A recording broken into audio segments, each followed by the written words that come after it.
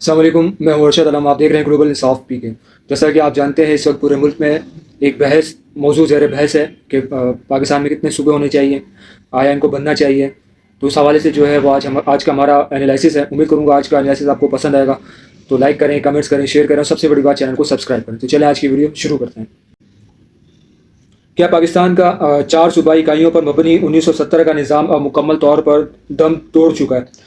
وفاقی وزیر داخلہ سے لے کر پارلیمنٹ کے ایوانوں تک ایک بار پھر پاکستان کے نقشے کو دوبارہ تراشنے کی سرگوشیاں تیز ہو چکی ہیں.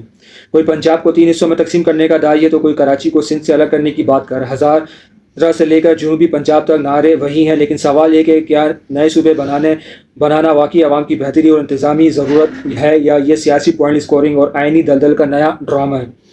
آج کی جامع تجزیے میں ہم اس گہرے سیاسی کھیل کی چھت ادھیڑیں گے. سلام، میں ہوں آپ کا میزبان ارشد عالم. پاکستان میں انتظامی یونٹس کی تنظیم نو کا مسئلہ صرف ایک جغرافیائی، سیکیورٹی یا سیاسی مسئلہ نہیں، بلکہ آئین، معیشت اور پاکستان کی تاریخ کی بنیادوں کو چھوتا ہے. حال ہی میں وفاقی وزراء بشمول محسن نقوی اور عبدالعلیم خان اور اپوزیشن لیڈر ان کے بیانات نے اس دہکتے ہوئے کوئلے پر ہوا دی ہے.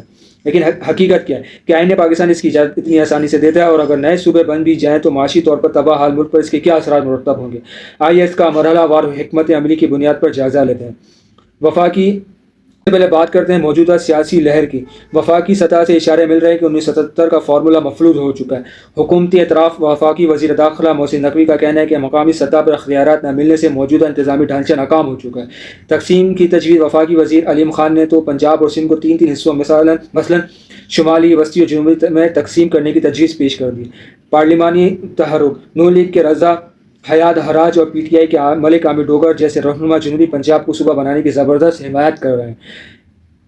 لیکن اس سیاسی گہما گہمی کے پیچھے ایک کڑوی سچائی ہے. جب بھی مرکز میں سیاسی استحکام کی کمی ہوتی ہے یا بلدیاتی انتخابات سے بچنا ہوتا ہے، نئے صوبوں کی کارڈ گیم شطرنج کی طرح کھیلی جاتی ہے. اگر حکومت واقعی سنجیدہ ہے تو اب تک کوئی سرکاری آئینی بل پارلیمنٹ میں کیوں نہیں لائے گا؟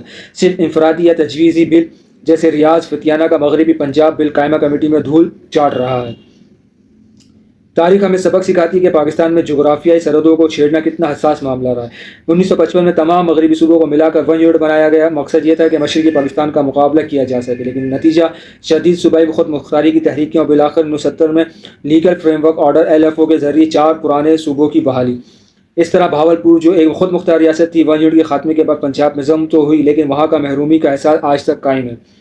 ہمسایہ ملک بھارت نے 2000 اور 2014 میں چھتیس گڑھ، جھارکھنڈ اور تلنگانہ جیسے نئے صوبے بنا کر انتظامی بہتری حاصل کی، لیکن پاکستان میں ہر کوشش قومی یکجہتی اور لسانی سیاست کی نظر ہو جاتی ہے.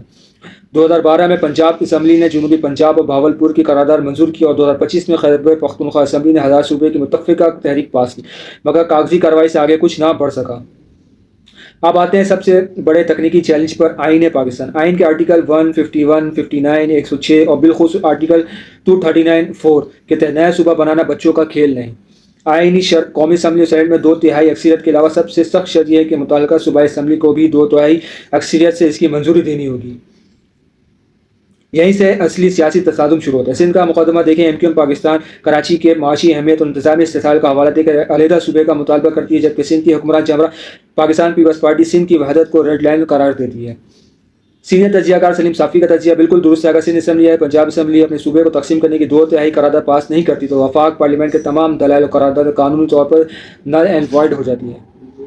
سیاسی نعروں سے ہٹ کر اگر ہم معاشی حقیقت پسند بن کر سوچیں، پنجاب کا سائز دیکھیں. یہ وسعت کے اعتبار سے دنیا کے 182 ممالک سے بڑا ہے. اتنے بڑے رقبے کو لاہور سے کنٹرول کرنا انتظامی تباہی کا باعث بن رہا ہے. دور دراز علاقوں جیسے راجن پور یا دیبال پور کے عوام کے لیے بنیادی حقوق کا حصول مشکل ہے. لیکن کیا پاکستان ایک نیا صوبہ برداشت کر سکتا ہے؟ ایک نیا صوبہ بنانے کا مطلب ہے ایک نیا گورنر ہاؤس، وزیر اعلیٰ ہاؤس اور سیکریٹریٹ، تمام محکموں کا نیا IG، بیوروکریسی اور نئی صوبائی اسمبلی، NFC ایوارڈ اور مالیاتی وسائل کے اثر نو تقسیم. پاکستان جیسے معاشی بحران کے شکار ملک کے لیے جہاں سالانہ بجٹ کا خسارہ پورا کرنا مشکل ہو رہا ہے، ہر نئے صوبے کے لیے اربوں روپے کے ابتدائی اخراجات اٹھانا ایک معاشی خودکشی ثابت ہو سکتا ہے.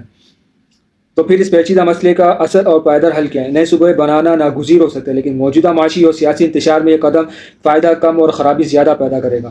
اس کے لیے 3 حکمت عملی اپنائی جا سکتی ہیں. طاقت اور بلدیاتی نظام. نئے صوبے بنانے کے لیے بجائے گراس روٹ لیول پر بلدیاتی اداروں، لوکل گورنمنٹس کو بااختیار بنایا جائے. خود مختار انتظامی ڈویژن. صوبوں کی حدود چھیڑنے کے بجائے ڈویژنل لیول پر سیکریٹریٹس قائم کی جائیں، جیسا کہ جنوبی پنجاب سیکریٹریٹ کی کوشش کی گئی. وسیع سیاسی اتفاق کے 18ویں ترمیم کی طرح تمام سیاسی جماعتوں کی باقاعدہ پارلیمانی کمیٹی بنائی جائے جو آئینی طریقہ کار سے مرحلہ وار اقدامات کرے۔ آپ کس بارے میں کیا رائے؟ کیا پاکستان میں نئے صوبے بننے چاہیے یا موجودہ صوبوں میں ہی بلدیاتی نظام کو مضبوط کرنا چاہیے؟ کمنٹ سیکشن میں اپنی رائے ضرور دیں۔